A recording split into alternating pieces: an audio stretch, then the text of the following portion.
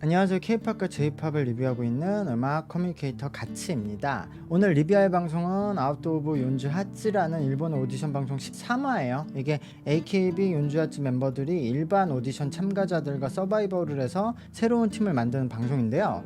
제가 방송 10화까지 리뷰를 하고 11화부터 12화는 트레이닝 장면만 나오길래 리뷰 영상을 올리지 않았거든요. 근데 사실 원래 이 얘기를 11화 때부터 하려고 하다가 고민하다 안 했어요. 12화 때도 하려다 말고 어쨌든 그래서 오늘 하려는데, 그 얘기는 그 10화 마지막 때 지금 이 방송의 프로젝트 이 프로듀서가 스피드의 바디 앤 소울이라는 곡의 이미지로 새로운 팀을 만들겠다는 발언을 했었어요. 그래서 그것에 대한 제 약간 의견, 우려 이런 건데요.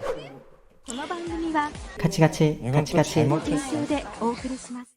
사실 방송 리뷰를 하는 게 어려워요. 방송은 편집자의 의도에 따라서 영상의 방향이 많이 각색이 되고요. 한정된 영상만 보여주기 때문에 그것을 보면서 리뷰를 하면 이런 참가자들, 제작진들은 억울할 수가 있죠. 그 안에서 방송적인 이유가 있거나 현장에 특수한 상황이 있거나 여러 가지 다른 이유가 있을 수도 있거든요. 근데 시청자들은 어쨌든 보여주는 방송만 보고 이제 피드백을 하는 거잖아요. 그래서 저도 그냥 시청자의 한 사람으로서 제 생각을 말하는 건데, 이게 점점 보는 분들도 많아지고 뭔가 영향력이 생기니까 그거에 대해서 서운해 하시는 분들이 많더라고. 그래서 제가 프로듀싱 방향에 대해서 또 구체적으로 제 의견을 말하면 그 당사자분들이 들어서 굉장히 억울할 것 같아서 되게 조심스럽거든요. 그래서 어쨌든 최대한 제 생각을 정제해서 말씀을 드려보려고 하는데요. 이 방송의 프로듀서가 새로운 팀의 이미지를 스피드의 바디앤소울로 생각을 하고 있다고 말을 했어요. 저는 이 말을 들을 때부터 걱정이 시작되었는데요. 이 곡은 최근에 한국에서도 아주 조금 화제가 되었던 곡이에요. 바로 지금 한국을 휩쓸고 있는 아이돌 팀인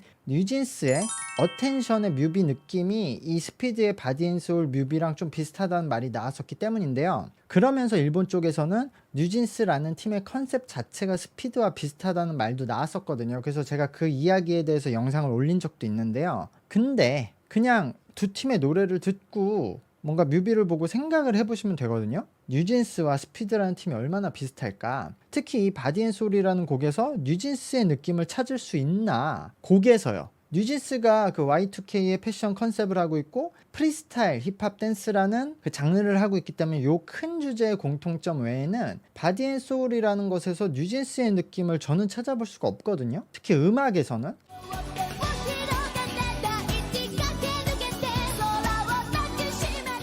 그리고 뉴진스의 이제 프로듀서분은 스피드를 모른다고 이미 말을 했거든요. 만약에 뉴진스가 여러 가지 디렉팅 과정에서 스피드를 참고한 디렉터분이 있다고 하더라도 제 생각엔 결국 패션 컨셉하고 춤의 전체적인 장르만 같은 거지 음악에 대해서는 배제를 했다는 것이 되거든요. 뉴진스는 고음을 배제하고 속삭이듯이 그 이지 리스닝 팝을 엄청나게 강조한 팀이잖아요. K-팝 중에서도. 근데 스피드는 지금 들으면 거의 소음에 가깝게 소리를 지르는 그런 R&B 소울을 하는 팀이잖아요. 그러니까 거의 극과 극이에요. 흑인 음악 안에서. 근데 일본의 제작자 입장에서는 이렇게 생각할 수가 있거든요. 일본이 아이돌 음악 시장을 만들고 발전을 시킨 나라예요. 근데 이걸 한국이 나중에 가져가서 지금 전 세계의 아이돌 시장을 석권하고 있죠. 이제는 일본이 상대가 안 되잖아요, 아이돌 시장에선. 그런 와중에 한국에서 뉴진스라는 엄청난 팀이 또 나왔어요. 근데 보니까 스피드와 비슷한 점이 있네? 아이돌 컨셉을 만든 것도 일본이고 스피드도 일본 팀인데 한국에서 다 가져가서 성공을 하고 있네?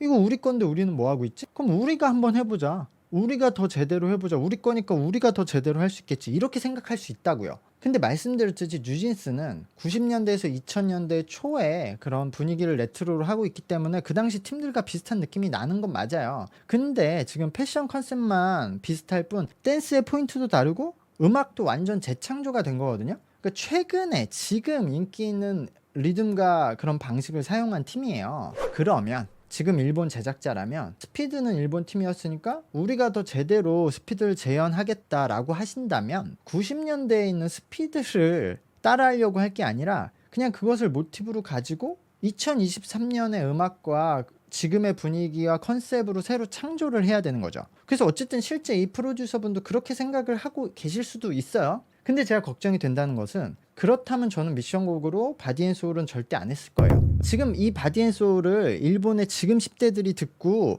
와, 이 노래 좋다라고 생각하는 사람들은 전 적을 것 같거든요. 뭐 소수는 있겠죠. 왜냐면 90년대에는 이런 음악이 굉장히 세련된 음악이었고 유행하는 음악이었고, 그 당시에 스피드는 뭐 15살 어린 아이돌들이 어쨌든 라이브를 춤추면서 저렇게 한다는 그런 컨셉과 맞물려서 인기를 얻었던 곡인데, 지금 이 음원을 처음 들으면 저 이거 좋다고 생각할 사람들은 별로 없을 것 같거든요. 그 정도로 이미 옛날 음악이다. 그래서 스피드를 모티브로 새로운 팀을 만들겠다고 한다면 지금 바디앤소울이 아니라 스피드의 다른 곡을 미션곡으로 한다거나, 아니면 어쨌든 지금의 뉴진스 같이 지금 인기 있는 곡들을 모티브로 해야죠. 근데 97년도에 나온 바디앤소울을 모티브로 하겠다고 말을 했잖아요. 제가 요즘 일본 제작자들에게 느끼는 것은 기존의 일본에서 잘된 것을 찾아서 그걸 다시 부활시키려고만 하는 분들이 좀 많은 것 같아요. 새롭게 바꾸거나 새로운 것을 만들려는 분들은 적다. 근데 그러면 케이팝과 경쟁하기는 힘들어요. 케이팝은 끊임없이 예전 음악을 갖고 온다고 해도 새롭게 재창조하고 지금에 맞게, 그리고 지금 서양에서 인기 있는 음악을 케이팝식으로 재창조를 하고 있으니까요. 자, 그리고 두 번째 문제가 지금 여기 참가자들이 이 바디앤소울을 춤을 추면서 라이브를 할 수 없다는 건 그냥 일반 시청자분들도 다 알고 계시는 사실이죠. 근데 지금 이 상태에서 이 노래를 시키면 제대로 할 수 없을 뿐더러 그냥 원곡처럼 소리 지르는 것을 따라하게 될 수밖에 없어요. 나나나나나 이렇게 할 수밖에 없다고요. 그러니까 이 곡을 카피하면서 오히려 안 좋은 버릇이 생길 거라고요.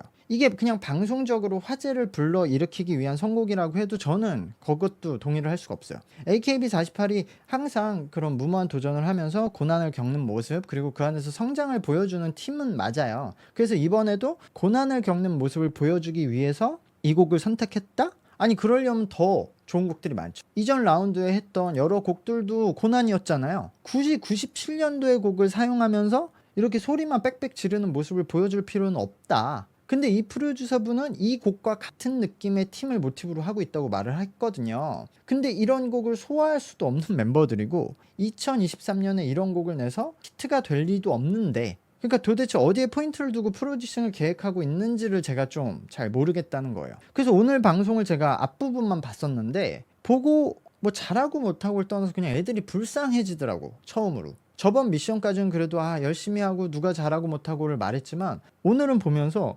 도대체 이 애들을 모아놓고 뭐 하는 거지? 이 애들도 각자 가진 장점이 있고 잘하는 것들이 있는데 말도 안 되고 이걸 해서 얻을 것도 없는 걸 시키니까 너무 불쌍하더라고. 진짜 뭐 하고 있지 얘네들이? 완전 엉망진창이더라고요. 근데 어쨌든 그래도 방송을 보면서 간단히 코멘트를 해보도록 하겠습니다. この番組はカチカチカチカチの提供でお送りします。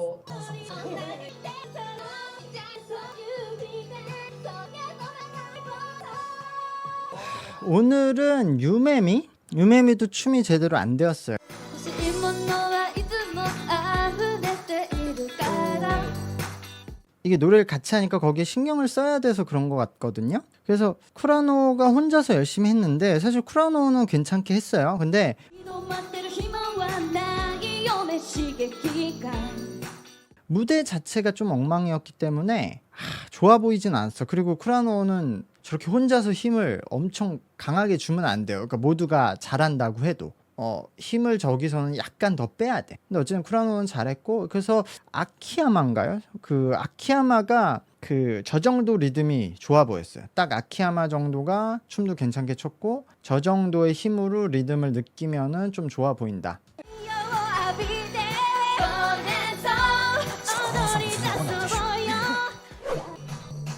후루야마 저분은 그러니까 일단 춤이 안정돼 있으니까 노래도 편하게 하네. 저 후루야마 저분은 확실히 춤은 잘 추네요. 춤의 기준이 돼요. 딱 저 리듬으로 지금 춰야 되는 안무인데 그게 완전히 본인은 그냥 춤은 자동으로 나오니까 노래에만 신경을 쓸 수 있는 거야. 춤은 완벽히 본인이 지금 이해를 하고 있으니까. 그리고 범균이도 괜찮았지만 범균이도 노래 때문인 것 같아요. 노래 때문에 약간 더 힘이 들어가 있고, 그 야마구치 유이 이름이 맞나? 그 친구가 노래에 대한 본인 파트가 그렇게 길지 않으니까 춤에 더 신경을 쓸 수 있었던 것 같아요. 그래서 그 춤에 대한 리듬은 그 야마구치 상이 조금 더 괜찮았어요.